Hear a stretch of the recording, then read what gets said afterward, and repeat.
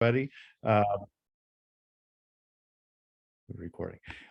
Welcome and thanks for joining us. We know that this is your last stop before you get your exit ticket, so I'm sure that you're going to be paying attention to some of the things going on. Just want to introduce ourselves very quickly. My name is Jeff Rojik. I am the principal of Burchfield Primary. This is my 9th year in this building. We'll talk about the demographics of the building and what the makeup looks like here in a little bit. I'm so lucky to have Lezlie DelVecchio-Marks. She can tell you a little bit about herself as well, our school counselor. Thank you, Jeff. I'm equally lucky to have him as my principal, believe me. But yes, I am the school counselor at Burchfield Primary School in the Shaler School District. And Jeff and I actually started working here about 7 to 8 years ago. Jeff was a year before I came, and this is my first chance to be in one building. So if there's other school counselors out there, this is my first year that I'm just officially at Burchfield. So we're excited to be here today to talk to you about how our PBIS program has evolved since we've been here together with our great staff. Some of the things we just want to go over today. Number one, we want it to be open and welcoming. If you have questions, feel free to let us know. We are by no means experts in this area. We have learned a lot over the last few years, hopefully sharing some of the things that we have gone through and the barriers that you may find, as well as some of the victories that you will have. We want to make sure that we have a chance to answer any of those questions. Looking at the full scope of how we revamped our system from what it was to where we currently are now. This is just the first year of implementing what we spent time planning for. So we're learning a lot as we go along. We also want to make sure that we look at the tools that we can be shared with everybody and the resources that are out there to make this process as seamless and as easy for you as possible.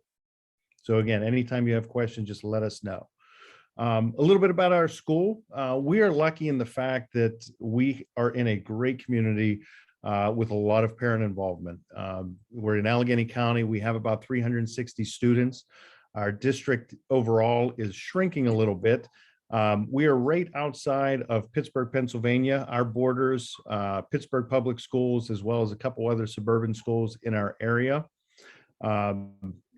We have 52 staff members in our building. That includes support staff, gifted, learning support, everything in that vicinity. Our percentage of special needs and education students is about 15%. Our free and reduced lunch is about 25%. And you see the ethnicity breakdown as well. Going into this, and we got to be, clear about this, we do not have a lot, and we haven't had a lot of behaviorish type of problems.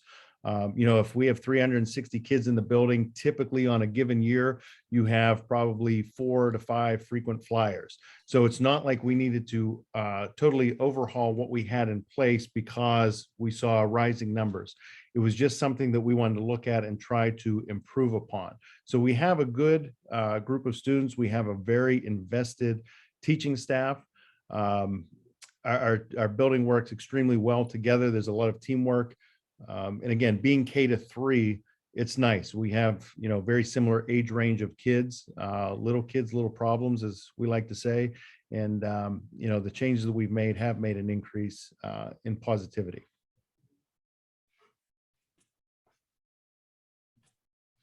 Sorry, I'm trying to advance us. So we can give you an overview of our previous program. So we actually, probably about 3 years ago, talked about setting up a PBIS type system in our school. And we as a district probably had a district PBIS training probably about 10 or 11 years ago.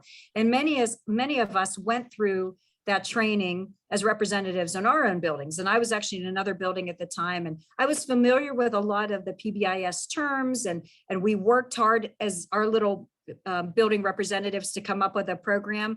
But like I said, Jeff and I, we've switched around since then, and a lot of those PBIS systems kind of broke apart a little bit. So when we started to resurrect this, so to speak, a couple years ago, we kept a lot of those elements in our head, but as you see, there were some things that came about that we knew that we might need to change. So, but a couple of the things we had in place, we had expectations. Our acronym was STAR, and that stood for self-control, thoughtful, accountable, and respectful. And we even had posters throughout the buildings. We had a kickoff assembly that just explained the expectations that we had for each of those parts of the building. This is an example right here of one of our posters. It was our Burchfield Titan Star behaviors. And then we actually even created a campaign right before the pandemic in 2019 called Just Be. And as a part of that campaign, as you can see, we had some t-shirts made here, and one of our students, you can see the back of them. And we just talked about just being all of these things that kind of related to STAR. So just be in control and polite and grateful. And we put some of those STAR themes in there. And every month we would have what we called a morning meeting school-wide. This was pre-COVID, where we'd all get together and sit in a rectangle in our gym. And we would present on one of those themes. So if the month we were talking about being polite, we would talk about what that means and our expectations. And we'd usually have an activity to go with that we could do right then, or a follow-up activity. And that was pretty successful. We also would give out acknowledgements in the form of a star. So if you could see here, it was like a bingo board. We had 100 squares, and over time we evolved a little bit with this, but the most recent star board had Velcro little circles on it, and the kids would get a laminated star and they'd write their name on it, and they'd pick a number out like in bingo. And if they got number 60, they'd put their star on square 60. And when we got a full row, then that particular group of student would get a special school-wide, well, I guess, yeah, it would be a reward it's a pizza lunch with Mr. Rojik, and usually I tagged along too, or any teacher that was available, but they would also get their picture taken, and we'd be put on our website, and they would get certificates. And we really did try to get the students and acknowledge the students to understand our behaviors and our expectations, but there were some hangups. So maybe I'll just take this, Jeff, too. But we, for example, we did not have any, we didn't keep track of any data. We did not have specific lesson plans that the teachers taught. We just kind of had a star assembly in the beginning of the year, and sometimes we do it again at the second 9 weeks, led by Mr. Rojik, and some of the staff members would sort of be involved, and we'd explain STAR and our acknowledgement system, but that was it, no formal lesson plans. So what happened was we noticed there was some staff confusion. I remember one summer I actually said to Jeff, you know, I love the Just Be, but how does that tie into our STAR expectations? And he looked at me and thought, good question. So we realized that there were some things that may have needed changed a little bit. We were rolling with it and our staff was really motivated, but there was a little confusion because things were inconsistent. But then COVID entered our world, and we thought, well, this might be a good opportunity for us to get retrained. And we kind of fell actually into it. I was attending a training, and at the end of the session, I think it was on self-care, I asked Shauna Bradfield, who is in our region, if I could just talk to her about our program and see if she had any suggestions. And her biggest suggestion was that we should maybe look at retraining our staff. So decreasing our PBIS committee, we had about 15 at that point, and seeing if we could go through a training, because it looked like we may have needed a little bit of help to pull some things together. So that's how we got to where we are today. And if you want to actually, just to sort of go a little bit further with that, one of the things that happened with us, and I don't know if it happens with other people, is we got caught up in trying to do too much all of the time. We had a thing called Birchfield Bucks, where we gave out to kids if they did the right thing and they could earn certain things. Then we had the Just Be campaign, because around us, one of the trends that was going on is be the kind kid. So we decided to tweak that and just come up with the Just Be. And so we had 4 or 5 different programs out there, and kids had no idea what the expectations were. They know they were going to get rewarded for doing something nice, so they were trying to do something nice.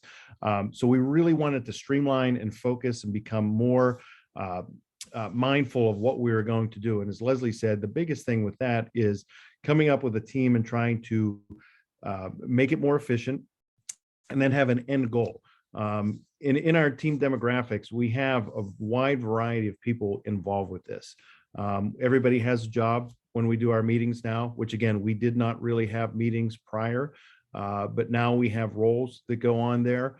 And it's important that everybody takes ownership of those roles. We write down timekeeper like you would give that in the classroom, and okay, give it but it's really important when you know that your meetings are going to run, you might have 40 minutes. If you get off on topic, that's going to run over very quickly. So everybody has an important job with that. We make sure that people understand what the responsibilities are prior to each meeting. During the meeting, we will remind them as well, to make sure that, hey, communicator, make sure you get this out to everybody. And you are the key person that people will get back to you. And as you can look at, it's a wide variety of different people. We have a kindergarten teacher, a reading specialist, second grade, library teacher, and then the parent representative. Again, it's important that in your buildings, at least we found, that if you spread out and sort of a spider web of making sure that everybody is being touched or connected somehow with this committee, you're going to have more buy-in at the end.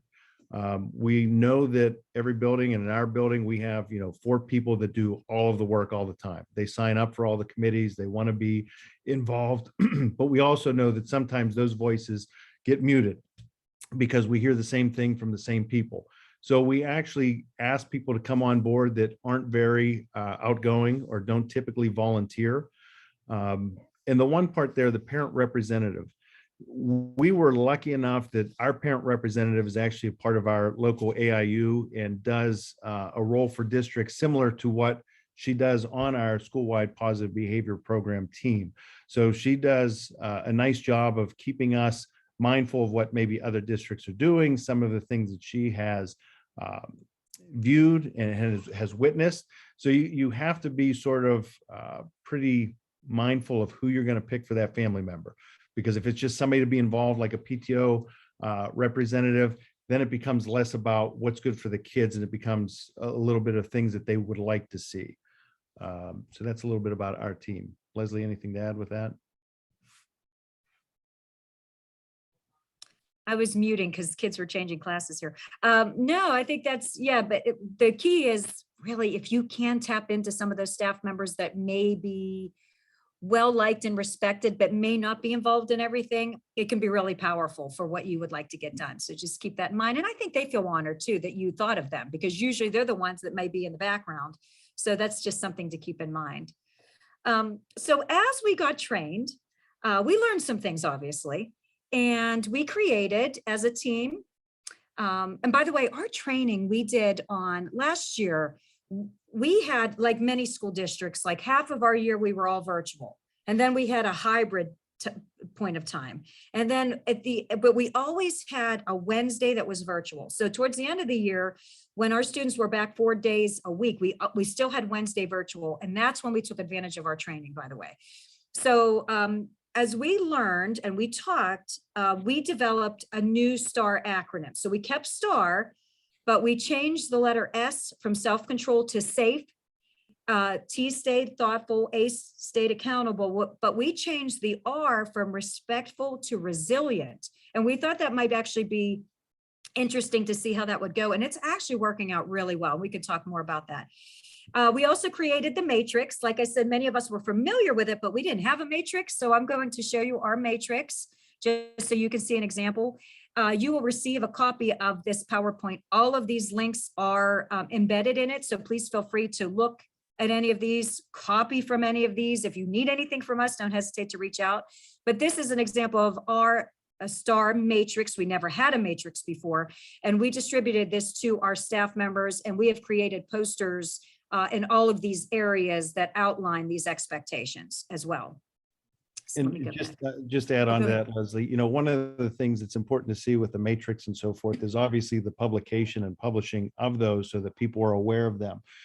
However, like Lezlie said, we spent an entire year developing this. We were lucky enough that last year during the COVID times that we could dedicate a lot of time. It was a very lengthy training, but it was worthwhile, and we wouldn't have been able to come up with the things that we did.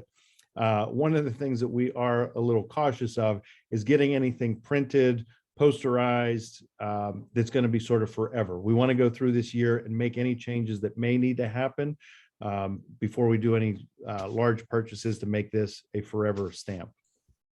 Yes, and that's true because we've changed things already throughout the year. So this is our first year of implementation. So we're learning as we go. We did create some classroom lessons too as a group. So what we did was kind of divide and conquer. So we assigned ourselves to different areas of the building and created slide presentations. And I'm going to give you an example. I'm going to show an example of our bathroom slide presentation. And this is something too, feel free to steal this, adapt it, change it, whatever you need to do from it, because why reinvent the wheel if you don't have to? But this is just a good example of how we set it up based off of our lesson plan. We have all of our expectations according to, you know, our star letters, themes. This is an example of our posters. And then we get into the lesson and we have that, we ask our teachers to deliver this. So they deliver each of these lessons, and there's, I think, 7 or 8 of them in the beginning of the year. And it's real user friendly for them. That's why we felt that like the slide presentations were a nice way to go. And the kids like it too, because they just have it presented on their, you know, their smart boards or their whiteboards. They present the information to them in the beginning of the year. And we're also doing a reboot next week because we just finished our first semester.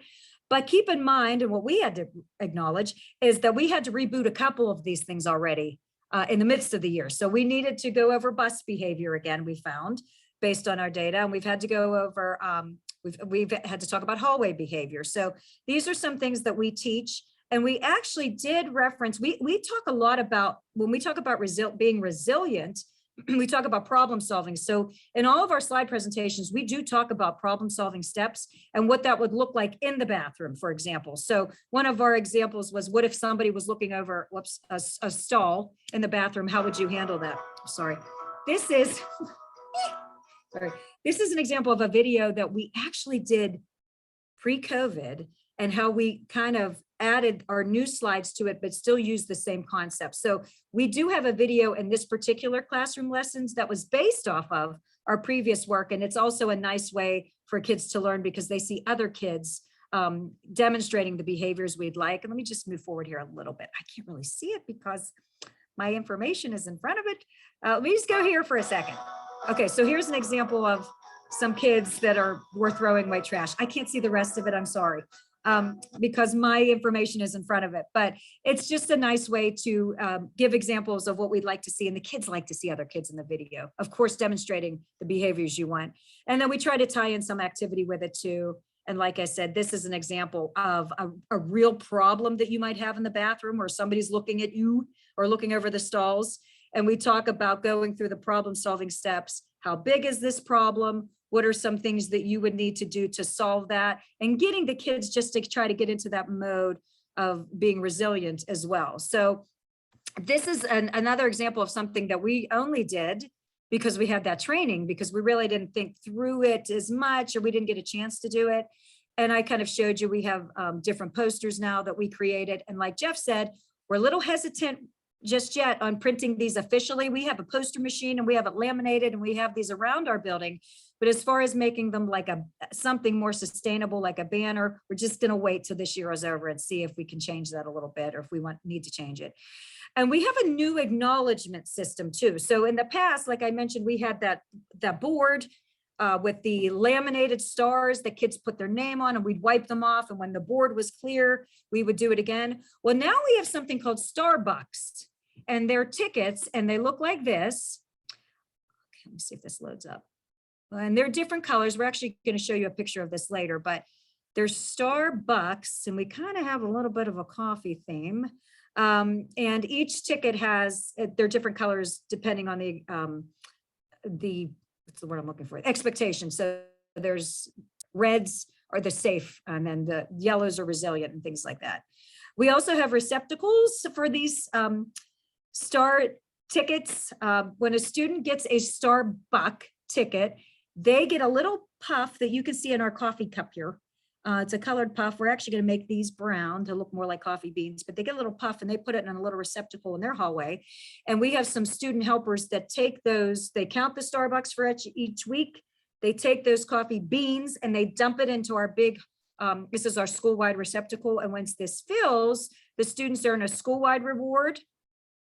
And this month, we're working on a teacher swap where we're going to have the teachers, we just talked about this at our staff meeting, they're going to swap. We used some wheels this morning to decide who's going where, but for one period of the day, we're going to have the students have the opportunity to have a different teacher teach a lesson that we designated. So they're excited about that. But we've had different things throughout the year that if you have questions about what we've done so far, we'd be willing to share that. And then, but out of what we did decide to acknowledge individual kids too. So we have a little system where we have aprons outside of each classroom that looks kind of like a barista apron.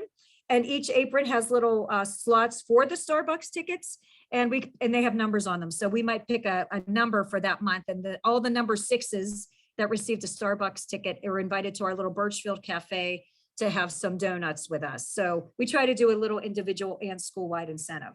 And another thing that we did create this year is a STAR pledge. And the pledge is stated every day on the announcements. And the kids are actually starting to know it without hearing it. So we have a student that will start off by saying, I will be a star today. And the kids repeat, I will be a star today. At Burchfield, it's the only way. At Burchfield, it's the only way. And it goes through all those expectations. And this also helps the kids be familiar with the expectations, because what we found in the past was that our students didn't really know why they received a star, and they didn't know what the letters of STAR stood for. So that's another thing that we saw that has improved since we created this new system. And I saw people like the idea of the teacher swap. And just to be clear with that, just like anything that you do, there's some pushback with that. There's a lot of people that are uncomfortable going into another classroom. So we tried to meet in the middle there. And with our committee, we decided that it wouldn't be just a random 3rd grade teacher goes to kindergarten. We're going to randomize that. We just did it today, doing the picking. So we're putting 2 adults in a new classroom at a certain time that has been agreed upon by our committee. And they're going to be giving a lesson to do. It's really just a get to know me lesson. And what we found is this is a great way to make those connections outside of the typical 24 kids that you would have in your classroom. Now we're making connections of adults to newer students, and students being able to identify with an adult in the building that they may have seen walking around. So we're going to see how this turns out, but like anything, you have a little bit of pushback, but we're going to go with it here probably in the next 2 weeks, and hopefully it turns out to be a good thing. So staff consideration. By the way, yeah. Oh, I was going to say, Mr. Rojik is in the mix, and so we have custodians and everybody. So it's a nice mix of people that are swapping. It's called a teacher swap, but there's more than teachers in the swap. Sorry, Mr. Rojik, I wanted to mention that because that's absolutely. So staff considerations. Go ahead. I can't say anything after that. When we came up with figuring out, like we said, who do we want to have as far as team members? If you pick the people that will just say yes to everything, as you guys know, it will often be looked down upon. As if you have that 80-10-10 philosophy out there that people talk about, 10% of the people are going to love you no matter what you do, 10% are going to hate it. And then those 80% of the people in the middle is really what you got to find. If you really look at that 80% of people, that's who you got to go try to find. You don't want the people that are going to always say yes or always say no to it. You need that middle ground. So we were lucky enough to have some really dynamic team members that are looked upon positively. You also want to try to find those people that don't say much to make them have a big part of what is going on. When we presented it to the staff, we did it at an in-service at the beginning of the year. And this was a lot for people to take in. When we talk about what's the number one question that people had? Well, number one thing is about the acknowledgement system. How am I going to get these beans? How am I going to keep track? When are the kids going to go? It's going to be too much. And just like anything, you don't realize it until you live it and you've gone through it and you see where the pitfalls are. And we made a lot of changes about how we've done things and what things look like based on everybody's feedback. So we did the in-service at the beginning of the year. We told them about what the process is going to look like. And no matter how much in writing or in person you can say it, they're not going to realize it until they actually do it. We shared a presentation with them regarding the matrix, again, the acknowledgement, what kind of parent communication is going to have. In staff meetings, we talk about it a lot so that we can look at the data that is out there for us as far as which kids are getting Starbucks, which ones have not received any. And it's not like a participation trophy where you want everybody to get one. People do have to earn it, but we also have to be cognizant of the students out there that may be doing the right thing all the time, but because they're that student, they just sort of get left behind. So you want to make sure that everybody is out there. We do allow time in our staff meetings dedicated to PBIS updates where we got to share that data. And again, that's something in the past that we really didn't do. It was living out there in its own little world. PBIS was its own separate thing. It wasn't talked about. But now when you bring it into a staff meeting, whether people want to hear about it or not, they're going to learn the vocabulary, the language. It's going to be something that is unified throughout the building. And those team member roles and dynamics, again, really important. That you have some people that are resistant, as well as the people that are going to be strong and be able to take some backlash from some of the people out there. Because one of the things when we first rolled this out, and I think we'll get to it a little bit later, but one of the things you get to when we first rolled it out is that people looked at PBIS in our building as something of fluff. Oh, everybody gets a trophy. Everybody's going to get rewarded for doing something nice. What about the kid that smacked somebody? Are there going to be consequences? And, you know, we had to have that conversation of those things are still in place. Like consequences still happen. There's going to be random conflicts that pop up that we're going to have to intervene and do other things. This isn't, you know, just a one size fits all kind of program. So we had a lot of apprehension at first. And, you know, this sounds nice, but it sounds like a lot of fluff to me. But when you walk them through it, and again, they have to live it at first to understand what exactly is out there. And another thing too, that we are still kind of working through is we had some staff members that wanted to use the color system. I don't know if you're familiar with that, but when students are kind of, their behaviors are based on colors. And we were trying to push away from that as the team, but our facilitator said, don't, like, we're going to roll this out and see how it goes. Don't, you know, just choose your battles a little bit and see how this goes. We do have the majority of the building not using colors. Jeff did a nice way of saying, if you're, because we're going to let it roll, but if you are going to use the colors, make sure that they're tied in with those STAR expectations. And that's, I think that is what's happening. But that's something still, you know, in our first year of implementation, we're working through. But it is working way better than it used to, because we had a lot of kids that were anxious about what color they would go home on. And I'm sure some of you might see that as well. So in our team meetings, our monthly team meetings, which is also a new concept for us, because we used to have team meetings, but we didn't have official dates, and we kind of pulled together maybe average of every 6 weeks-ish.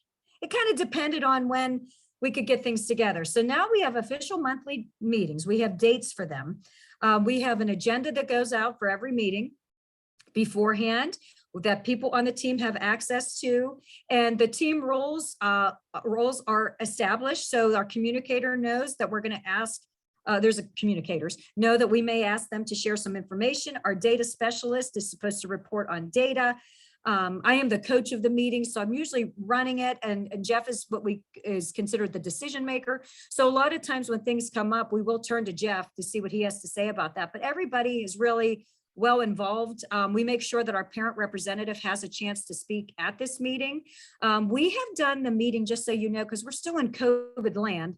We have our parent representative has only participated so far virtually, because she's getting the kids off in the morning, and we've done this first thing in the morning, and that's fine. I mean, we're all used to the hybrid mode now, so we have her projected up on the screen, and sometimes our facilitator from the AIU also participates virtually. But we actually, I was just sitting in on a presentation where they presented this type of agenda, but we borrowed this from Stowe Rocks Elementary. Bill Schleicher, if you're familiar with him, created this. So we kind of just adapted this to our needs a little bit, but this is basically what our agenda looks like for meetings. So we have some topics on the side here, and then we take notes on it, and we decide if there's some follow-up and what's going to be our tasks for the next meeting. And what we have found is in the beginning, we had a lot of things on the agenda. And I think it's because we're still in that implementation phase. So we're trying to come up with things and trying to work on coffee beans and receptacles and all those things that we won't talk about in the future. So as we've moved along in the months, our agenda items have decreased. And I think that's what you'll see if you're going through the same process too. But this is a nice way. It's a share. This is actually a Google sheet that looks real fancy. So this is something that we can type right into. People have access to it. They can see it. But the main editors are the communicator and I guess, yeah. And there's only a few of us that have access to change it, but we always encourage people to give us some ideas so we can change it. Leslie, before you move forward, there's a question in the chat. Okay. I don't want to. So someone was asking about your acknowledgement system and asked, how do you easily identify which students are or are not receiving the acknowledgement? Do you have a process for that? And that's actually in this slide that's coming up. Perfect. Yeah, that's a great question, because Lezlie did an amazing job of getting more people involved than would typically be done. You know, when you have a system like this that is completely adult driven, sometimes the only ones that know the process or the system are the adults. Lezlie, you know, going back, has student ambassadors and students doing a lot of work to make other students feel a part of the school, as well as a lot of jobs that help us out. And if you can see on this slide, a picture at the bottom, we have two students that are going up to one of the aprons, which we'll show you another picture of the aprons later. And those aprons represent each student in the class. They are numbered for their student number. And if there's a Starbucks in there, those students go around in the morning and they will tally how many Starbucks are in each slot. And they do that for, we have 17 homerooms. So there are 17 classes. We have more than 2 helpers going out there, but that is their job in the beginning of the morning. Then Lezlie, and I don't want to speak for her, but she takes that data and then enters it into a Google Doc that we can look at and give a heads up, like, hey, just so you know, this month, you know, student number 20 in 3C down there only received 1 star. That's the only one she has for the year. So one of the things, and Lezlie and I go back and forth about the data is really important to collect if you're going to do something with it. If it is just for your sake and you're going to put it into an Excel spreadsheet and just sort of hang on to it, it's okay. But going back to those staff meetings or any type of meetings you have with the entire group, giving that information back to them so that they are aware. And sometimes that pressure, as we know, of being the teacher that only put, you know, 1 Starbucks in somebody's bin, that puts a little bit of pressure on them and puts it on them as a focus for the next month. Hopefully that answers the question. Go ahead, Lezlie. Yeah, and the other thing too, I'm actually wearing so I have an ID badge, and in the back I keep the Starbucks tickets. We give out, so I actually have given out a lot, I guess, so far. So I just have my resilient and safe ones left. But we give out 25 tickets a month to each staff member. And we give the same, I'm sorry, it's 20 tickets a month. It's 5 of each color. And we encourage them to use them all because we want to make sure that they're really, when they're giving out a ticket, we want them to make sure that they're stating what that ticket is for. Like, thank you so much for being safe in the hallway by walking quietly, or that was so thoughtful of you to offer to help a friend in need, or you're really using your problem solving steps. You are being very resilient, because we want the students to know they're not just getting it arbitrarily, which has happened in the past when we had Burchfield Bucks. Like, you would get it for your birthday, or you might get it for, I don't want to say being cute, but I mean, essentially. So these are they're more intentional. And like Mr. Rojik said, in the beginning of the year, we kind of went back and forth again about how we're going to track it. And those students are so wonderful. I had people in my every day, they come in and they go around to all those aprons, and they, on just a sheet I created, like a piece of paper, they tally up for room 2C, for example. Number 1 has 2 tickets. Number 2 has 0 tickets. Number 3, and they track it. And then I can't even take credit for this because I have 2 wonderful interns that have been doing this, and one is listening right now. But I created a Google sheet where we input this information, and we have the students on the apron listed by number. Oh, some of you are in it. That's awesome. Okay, so you can see the numbers here on the side, and we have the homerooms here. And what happens is, as those students are tracking it, I or my nice interns will put in that number. So if student A and KB has 3 tickets, then I could move down on this sheet to 3 and we track it. We add up everything at the bottom, and we keep track of how many. This has evolved too. The first time we did this, my friends didn't know how to use tally marks. So we're learning, as we're moving along. It's getting better. So I don't know if our information was totally accurate in the beginning, but we're starting to see like which letter we get the most of. Like we noticed that staff members give the least amount of safes and resilience. What's that about? Do we need to do something where we reboot that or do some kind of campaign around resiliency so we can really push that particular expectation? But we count these all up, and like Jeff said, we can see very quickly here. This is just a kindergarten tracking. I have different sheets at the bottom. I'll just show you first grade, and here's second grade. And it looks overwhelming at first, but this is really an easy way to track. And I'll tell you what these yellow marks mean here. But if we're looking at second grade here, like I can look across, let's see if there's any number that doesn't have. So like number 13 here, I'm just looking across. Okay, they got one the next month. But this is an easy way for us to see who's not getting acknowledged. And we share this with our staff members so they can see, because sometimes they don't know, because we're encouraging staff members to not just give Starbucks to people in your homerooms, but to give them to people maybe you don't see very much. So this is one of the ways that we've been tracking. And that's how I'm sorry, let me get back to here. That's how we've been seeing who's receiving Starbucks and who's not receiving Starbucks. I don't know if that answered that question, but that's a good way for us to track. I think it does. I'm sorry, there was, go ahead, Jeff, and then there's another question. I was gonna say, in some people, if you wanted to, could take it to the next level, as far as putting teachers' initials on the back of those Starbucks. And so not only are you looking to see which students are getting them, but you could also look at what staff are passing them out and not passing them out and participating in that. Again, it's another level, and it's another thing that you got to sort of sift through. But if, staff engagement into your process is something that you want to focus on, then you might want to find a way to sort of mark up those tickets so that you can follow that as well. Mm-hmm. Oh, and one thing we did discover too, Rachel asked a question here, but one thing I want to mention is that we discovered after we gave out those tickets that we had to have the kids write their names on the back, because we had a little thief who was taking Starbucks tickets in the beginning. So we didn't think about that, things you notice. But Rachel, you had asked, how do you prevent students from comparing how many coffee beans they have or Starbucks in their tickets? We do have some kids that get a lot. Like we have some students in special ed that get a lot, like a ton, because they have access to more teachers. So I remember our first time tracking, one kid had 17 Starbucks, which is more than anybody's going to get the whole year, probably, or 2 years.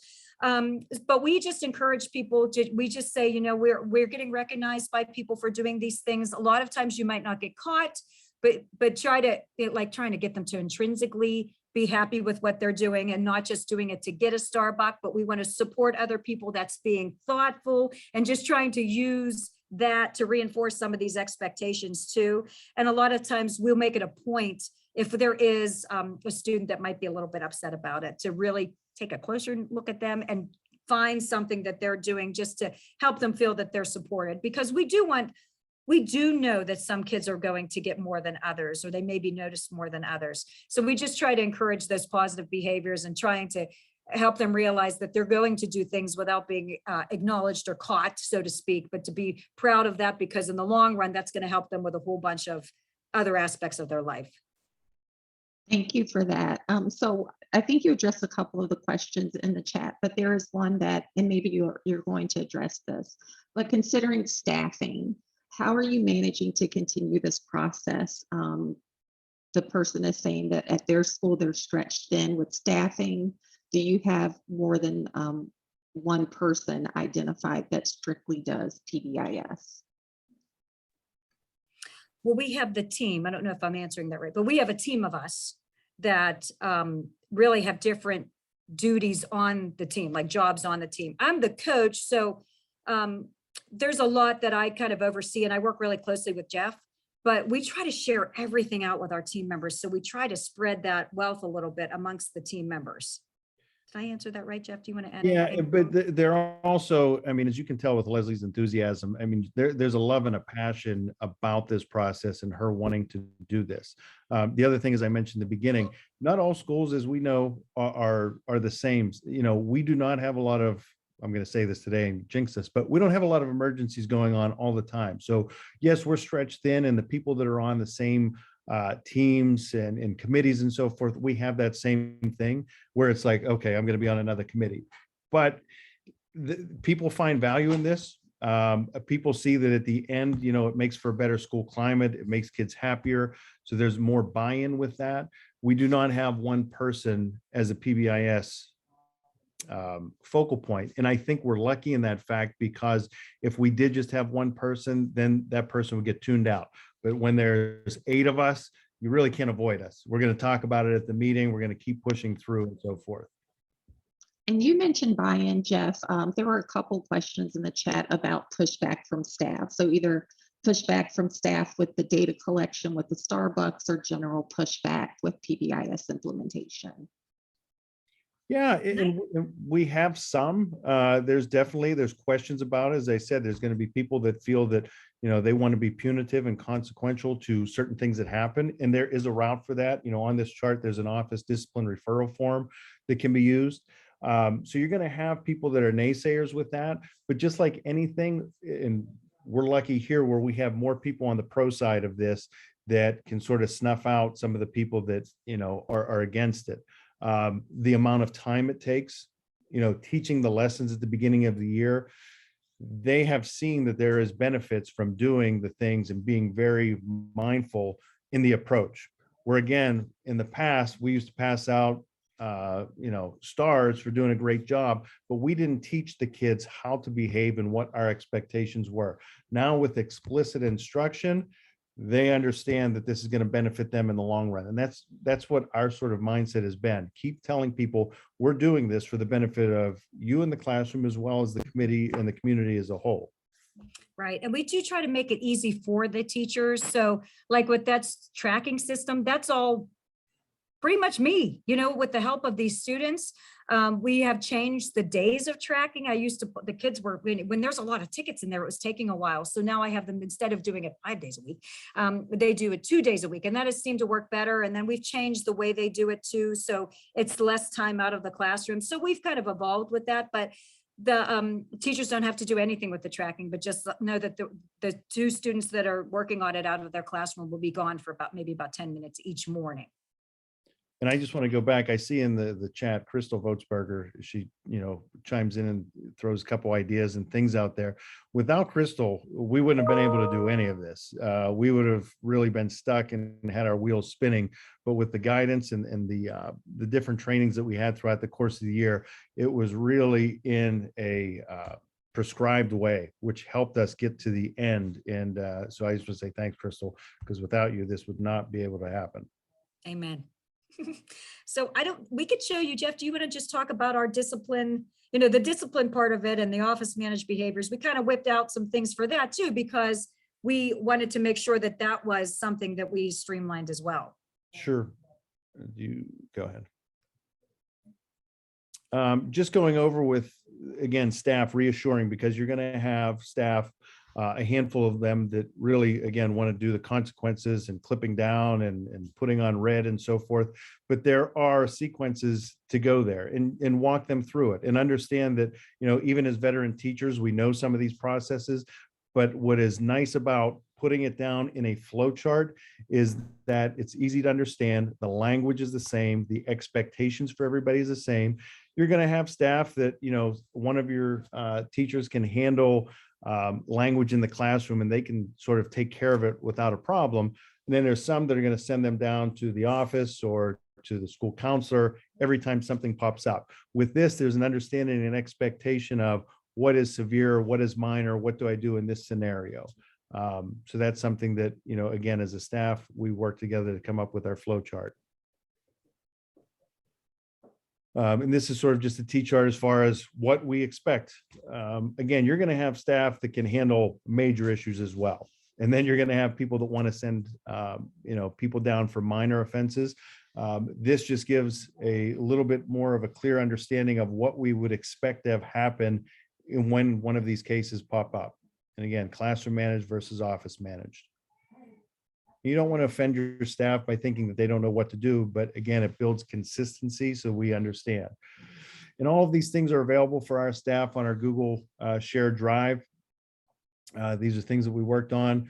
Again, the levels of disrespect, the amount of disruption that's going on there. Somebody, again, in K-3, taking a pencil off the teacher's desk versus taking somebody's iPad. Those are two different things. So this right here gave some of our naysayers some reassurance of knowing that, okay, this is not, we're just going to be passing out tickets all day long. There are going to be consequences for inappropriate behavior. So this, is very helpful with that. And then for the extreme circumstances, this is, again, a good data collection piece. Office discipline referrals, when it gets to that point, whether it be several minor disruptions that a teacher needs to fill this out, or if it's one major conflict that has happened, this piece of paper gets filled out. It's on duplicated copies. So I get a copy, the teacher gets one, the parent gets one as well. We talk about what the behavior was, what was possible reasoning for that to happen, and then what was the result of that. And that is data that we can share again at our staff meetings, talking about, we had 3 office discipline referrals. They all had to do with not following directions. So we may need to take a look at what does that mean, and do we need to teach a lesson to everybody or just this student about that? This is our acknowledgement system sort of broken down. We've talked about it a lot. These are just some things that we have here. So as Lezlie mentioned before, our Starbucks are color coded, red, white, blue, and yellow for each of them. So again, each staff member gets 20 of those at the beginning, the first day of every month. They get them in their mailbox. They know that they are to pass out 20. We do ask them to pass them out to more than just your homeroom, to look across the building. Again, the connection piece of being able to find somebody. If I'm a kindergarten teacher, finding a 3rd grade student doing something the right way, passing out that Starbucks. Once a child gets that Starbucks, they then go into and put it into their apron that's hanging outside the classrooms. You can tell the Bitmoji heads of the teachers, they enjoy that. It makes it more personalized for them. That is our way, again, of keeping track of who is receiving those stars and understanding who may need a couple more.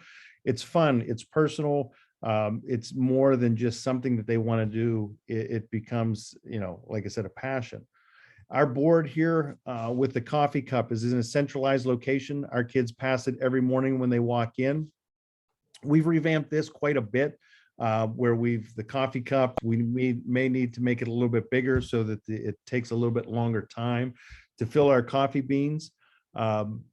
Probably going back to the naysayers, probably the biggest hurdle to overcome, again, is this process, because you don't want to waste people's times. You don't want kids out of the classroom. You want to make it seamless and as easy to use for staff as possible. So Leslie's done a great job, again, of making sure that there are jobs assigned to many people in the building that will do the heavy lifting and to get this taken care of. The incentive is listed on the side there. So each month, whatever we decide for the incentive, and that's something that we have talked about as a group, coming up with basically a menu of things that we can choose from. We had a dance party the first month of the year, and that dance party lasted 6 minutes, but the kids had a blast, and we chose random songs. They stayed in their rooms. They were socially distanced. They did everything they had to. They had a great time. The next one, we had a freeze pop party. You can bring food into this, but you got to watch out for allergies and so forth. So the teacher swap is a great thing that we're going to try to do. We may look at trying to utilize the snow outside, possibly in February, and doing something fun with that. But changing it up, giving the whole school a goal has been something that's been helpful for us. And we've tried to be, we try to promote what we're doing too, because we want our parents and our families to understand what we're doing. So Mr. Rojik did make a video to push out through our Remind app that explained the program and the Starbucks, because parents were, and this was actually later than we intended to, because like I said, we're still pulling things together, and parents have been so patient, but because they've heard about Starbucks, but they didn't necessarily know what it was. But we had a video that explained all this. and showed pictures of everything. And we made a brochure, which we'll show you in a minute, that Mr. Rojik actually talked about in the video that he made. And we've done little things like for Halloween, we had a group costume where we actually just made, we were all baristas, and our art teacher ended up being that little coffee cup. So the kids really liked that. We were walking around as baristas. We said we could use this on in the future too, our outfits, and use them for incentive days. We're still discussing, should we have like our own Burchfield PBIS Facebook page or Twitter page or Instagram, and we're talking through that. We've pushed out some of our information through our PTO Facebook page and our school webpage, but we're still kind of working through that. But we're trying to just kind of have everybody understand what we're doing so they can reinforce the concepts we're teaching at home as well. I'm sorry, one of the questions that was asked, if you have a similar building where you might not have a lot of behavioral needs, will staff really say, do we need to do something like this? What are other benefits of doing it? One of the things, as you saw in that last picture, the staff buy-in, if you get everybody on board and you make it fun for the staff, it's something that becomes adhesive, where, these guys genuinely like being around one another. This was a fun day. They're smiling on their own. So we take some of the focus away from we're trying to get kids to behave the correct way, but it's a great way to build some community and sense of teamwork within the building, because just like anywhere else, if you're looking at 20 people there, there's probably 4 or 5 very tense people that may not get along with the person behind them, but this helps bring camaraderie. And it's been great to see, and they keep coming up with ideas. Not only that, my thing is in a K-3 building, when our kids leave our building and they go to the 4, 5, 6 building, which we have, there's still going to be a PBIS program there. The acronym may change a little bit, but at least they understand that there's expectations, there are behaviors, there's rewards, there's consequences. We are training them for that next level. So even if your building does not need it, I would say that, there's probably another building in the district that will be using it. So it's a great way to train the kids on some of the commonalities. This is one of the brochures, pushing out information as much as possible. I'm not a very good writer. Sadly, COVID has taught me that, if you send out videos to parents, quick 5-minute snippets of updates in the building and so forth, it may be viewed much quicker than it is read. So this brochure, we would put in an electronic copy. I would send out a video to our building's parents, just giving an overview of what that brochure looks like. Next year, to start the school year, we will have a hard copy of this as well and print it out for people, but it just explains what we're looking for. What does the acronym stand for? Because again, parent reinforcement is helpful. Even if we get a third of our parents to sort of talk with the same language, that's going to be a win for us. And our parents can understand whenever we're sending home the Starbucks, what that was, why they got it, and so forth. Well, so we applied for the grant and we got it. We still can't believe it. So we're new at this. And Crystal was so nice. I asked her, I'm like, what is this grant? What do we do? And she kind of helped us to write down some ideas, and I really was not expecting to receive it when we did. So we cannot believe it. So all this changes our perspective a little bit on some things we can do. So this is from the Pennsylvania Department of Education's Bureau of Special Education Performance Grant, and it's for installation of Tier 1. School-wide positive behavior support, and we are implementing it. So we were good candidates for this. But in the grant, we wrote about, with this money, we would love to have banners made, decals for the walls and the floors. We would like to have another buddy bench. We have a large school, so we were able to get a grant for a buddy bench from another organization in the back of our building. So we'd like to have one in the front of our building for our K-1 students. We just have a painted bench that we called the Betty bench. So we'll actually have a real composite one, which will be great. We'd like to enhance that Burchfield Cafe. Like right now, when we offer that individual incentive for those students who got picked every month or whenever we earn our reward, we have them come down to the cafeteria, which doesn't look very cafe-like because we have desks in it and it's all COVID-like. But we'd like to make a room, our cafe, that's devoted for PBIS things. And now we'll be able to do that. So we're really excited about that. We'd like to enhance our publications. We looked into some SEL programming as well, too, some evidence-based SEL programming, and just any reimbursements for the things we've done. We've had a great team and everybody's buying things on our own. So we'd like to use some of that just to reimburse all of these great people that have come up with all these ideas. Everything we've created has kind of come out of, you know, all of our individual pockets, and not because anybody asked us, because we wanted to do it, but that would help with that. And we'd also thought about ways to use that money for trainings and to get our staff together to work on these types of things to enhance our program. So we are so excited that we have this, and it kind of changes our view on some things we can do to enhance this program in the future. So that was a nice bonus for us. And as we talked about throughout, I mean, there are barriers that are going to, you know, you're going to be facing without a doubt. We continue to face them, and it helps us learn and tweak our program as we go along. Time is the biggest one. Everybody's being pulled in so many crazy directions, whether it be quarantining, COVID. There's just a lot going on, and people get burnt out, and it's easy to understand that. Our advice, if we had to do it again, is number one, take as much time as necessary. Us having that availability of a year to sit down, keeping the old program running while coming up with a plan for this year was so wonderful. We would not have been able to do this over a summertime and then just had it running in the fall. You know, it took that entire time to do it. We had more buy-in that way. People understood the process and could speak on our behalf.